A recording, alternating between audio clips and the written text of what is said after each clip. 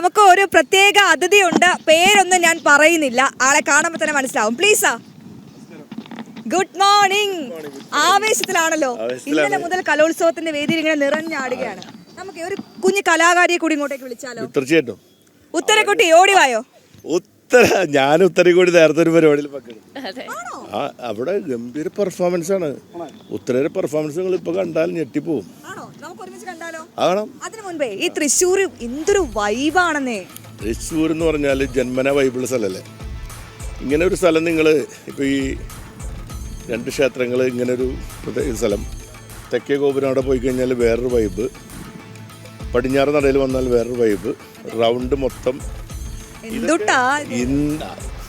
ഇതൊന്നും നിങ്ങൾ വിചാരിച്ച പോലെയല്ല. മാത്രമല്ല ഇവിടെ എല്ലാ തരത്തിലും എല്ലാതരം മനുഷ്യരും തൃശ്ശൂർ പൂരം നടത്തുന്ന പോലെ എല്ലാവരും ഒരുമിച്ച് എല്ലാവരുടേതായിട്ടൊരു പരിപാടിയേക്ക് മാറ്റുന്ന ഒരു സ്വഭാവമാണ് തൃശ്ശൂർക്കാർക്കുള്ളത്. അതുകൊണ്ട് തൃശ്ശൂർ ഈ കലോത്സവം ഞങ്ങൾ അതുപോലെ ഗംഭീരാക്കി മിനി പൂരമാണ് ഇപ്പോൾ നടന്നുകൊണ്ടിരിക്കുന്നത്. മിനി പൂരം എന്ന് പറഞ്ഞാൽ തുടക്കം തന്നെ പൂരത്തിൻ്റെ തിരുവമ്പാടി പാറമേക്കാവ് രണ്ട് മേളപ്രമാണിമാർ ഒന്നിച്ചുകൂടി മേളം പെരുക്കിയിട്ടാണ് ഇവിടേക്ക് തുടങ്ങിയത്. അത് തന്നെ ഒരു സന്ദേശമാണ്. കാരണം രണ്ട് ദേശക്കാരെന്നുള്ള നിലയ്ക്കൊരു ആരോഗ്യ മത്സരമുള്ള സ്ഥലമാണ്. ആ ആരോഗ്യകരമായ മത്സരം നടത്തുന്ന രണ്ട് ദേശക്കാർ ഒരുമിച്ചൊരു വേദിയിൽ പെർഫോം ചെയ്യുക എന്ന് പറയുന്നത് ഈ കുട്ടികൾക്ക് ഞങ്ങൾ കൊടുത്തൊരു സന്ദേശമാണ്. കലാകാരനാണോ?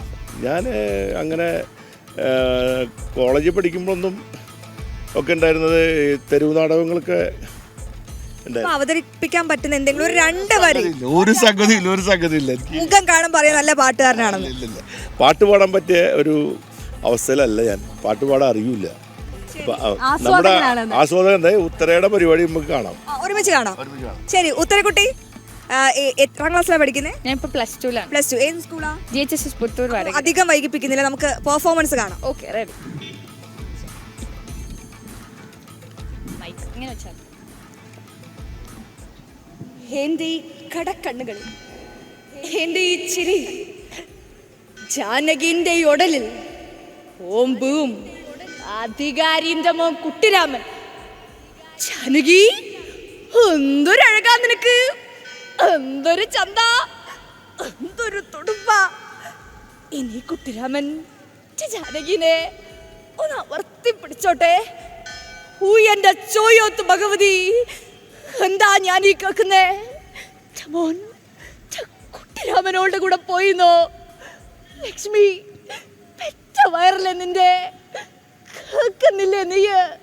കുട്ടപ്പാ കോയ, ഓനെ എന്തെങ്കിലും ചെയ്ത് ഇവിടെ കൊണ്ടൊന്ന് പൂട്ടിയിട്. എന്നിട്ട് രാത്രി ആ പിഴച്ചവള് കിടന്നിറങ്ങുമ്പോ ആ പൊരയ്ക്ക് തീ കൊടുക്ക്. അമ്മേ, മുഴുകിപ്പോയില്ലേ?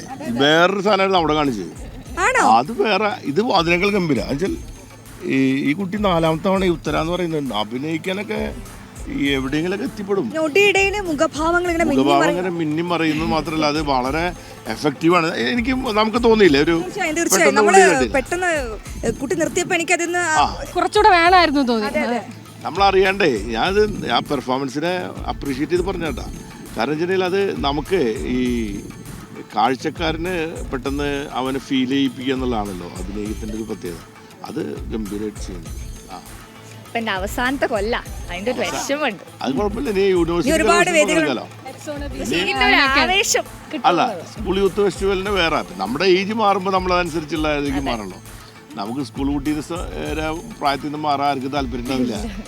ഇത് വലുതാവുന്നതോറും നമുക്ക് തോന്നും പഴയതായിരുന്നു നല്ലതെന്ന്. പക്ഷേ ഇനി നമുക്ക് കോളേജിൽ ചേർന്ന് കഴിഞ്ഞാൽ കോളേജിലെ സോൺ കലോത്സവങ്ങൾ, ഇന്റർ സോൺ കലോത്സവങ്ങൾ, ഇന്റർ യൂണിവേഴ്സിറ്റി കലോത്സവങ്ങളൊക്കെ പങ്കെടുക്കാൻ അവസരങ്ങൾ വരും. എന്താവാൻ ആഗ്രഹം? ഞാൻ അങ്ങനെ ഒരു കൃത്യം UPSC ഒന്ന് ട്രൈ ചെയ്യണം, അല്ലെങ്കിൽ ലക്ഷ്യങ്ങളൊന്നും അല്ല.